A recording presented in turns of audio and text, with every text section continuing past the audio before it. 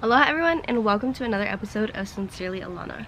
On today's episode, I am going to be talking about mass incarceration and its role in maintaining modern-day slavery. So mass incarceration is a relatively new phenomenon within the United States, and it wasn't until the mid-20th century that Americans began to view incarceration as an ineffective means of controlling crime. The reason why mass incarceration became such a big phenomenon is because of the war on drugs in the United States, and this movement really did cause a huge disparity in how the United States has more people in prison than any other country in the world. Compared to other developed countries like South Korea, Japan, and Denmark, the United States has a 7 times higher incarceration rate. Incarceration rates have dramatically increased in the US because laws have changed, making a wider variety of crimes punishable by incarceration and lengthening sentences for those who are incarcerated.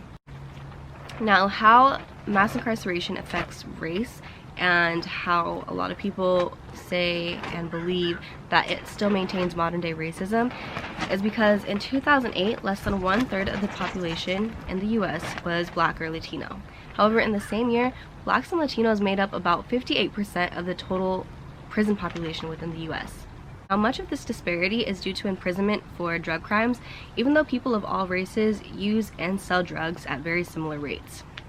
By the end of the 20th century, Black men were 7 times more likely than white men to go to prison.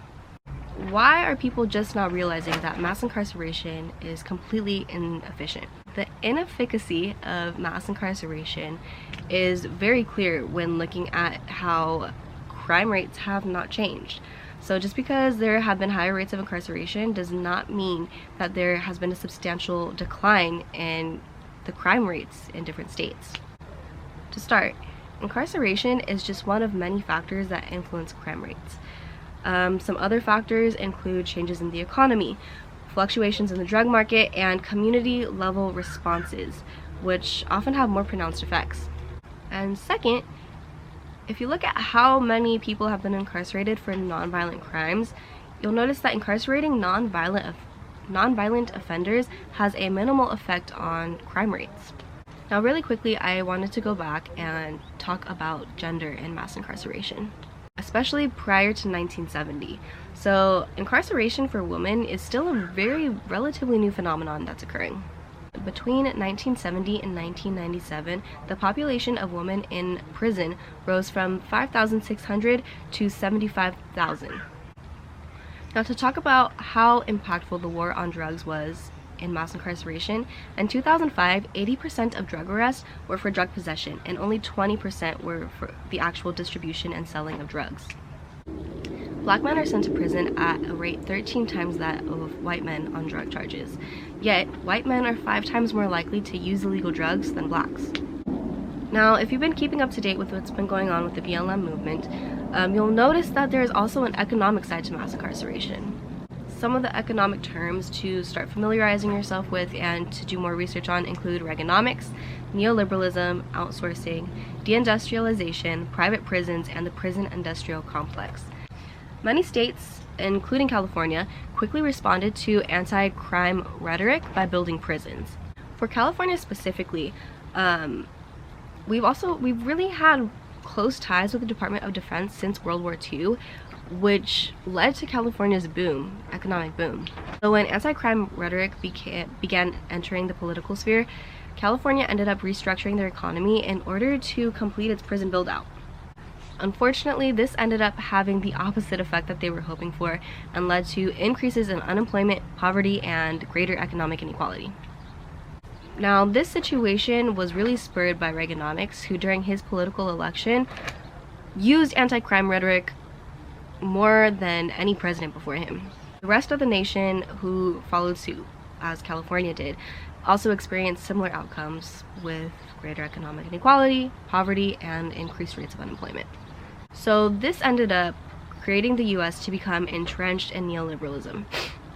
This is where open markets reigned free and most social services were cut back, with the exception of police and military. This contributed to companies outsourcing in order to find cheap labor, which greater increased the unemployment rates and created competition between Americans and cheap laborers in other countries. This then resulted in US cities deindustrializing and being met with yet again further inequality, poverty, and unemployment. Mass incarceration continues to be tied to large-scale economic trends, and it wasn't until the Great Recession that money for prisons finally started running out. Now, here's the loophole that keeps mass incarceration running. This is the 13th Amendment. I mentioned this in previous videos. If you guys haven't already, be sure to go to Netflix and watch 13th. And this documentary really does a good job of explaining how mass incarceration is another form of slavery and how racism has just taken on new shapes as history has progressed, from slavery to the era of Jim Crow to today with mass incarceration and the prison industrial complex. So the 13th Amendment states that neither slavery nor involuntary servitude, except as a punishment for crime whereof the party shall have been duly convicted, shall exist within the United States or any place subject to the jurisdiction. So the 13th Amendment is supposed to abolish slavery, but it puts that loophole of except for punishment of crime. The 13th Amendment essentially allows forcible work as punishment for crimes. Private prisons make tons of money off the millions of people within prison, and as a result, corporations are saving just as much money by taking advantage of the cheap labor that prisons provide. Insourcing the labor from prisons is much cheaper than outsourcing labor to other countries. However, prisoners make over 6 times less than minimum wage for 8-hour days, and oftentimes they come out of prison with debt because of commission and communication costs. Private prisons also often have quotas with the states, wherein the states contractually guarantee that they will provide a certain number of prisoners, and if they don't, then the state owes the prisons millions of dollars. So beyond just incarceration, beyond the economics, beyond the people who are immediately affected by being thrown into prisons, there are tons of collateral consequences that occur. And this is the impact of mass incarceration on families and children. Incarceration not only influences the lives of those who are serving time behind bars, but it also has an impact on the lives of their children, their spouses, and their communities. Mass incarceration affects the 2 million people behind bars and the 7 million people under criminal justice supervision. It also affects the 12 million felons in the US and their families and children. Studies on children with incarcerated parents have found that children with incarcerated parents suffer mental health problems, including depression, anxiety, aggressiveness, and much more. And another thing that I really quickly wanted to touch base on is that the United States is one of the only countries who allows children to be put on death row or allow them to serve life on life for crimes that usually occur because of abuse. So the United States has more children in prison than any other country in the world combined. Take that information how you will. That's something new that I just learned, and I wanted to throw in this video really quickly because, like I said, there's collateral consequences for people who are thrown into jail. And while people, there are definitely people who do deserve to go to jail, but there are also a lot who are serving very ridiculous, unnecessary amounts of time in prison for nonviolent crimes.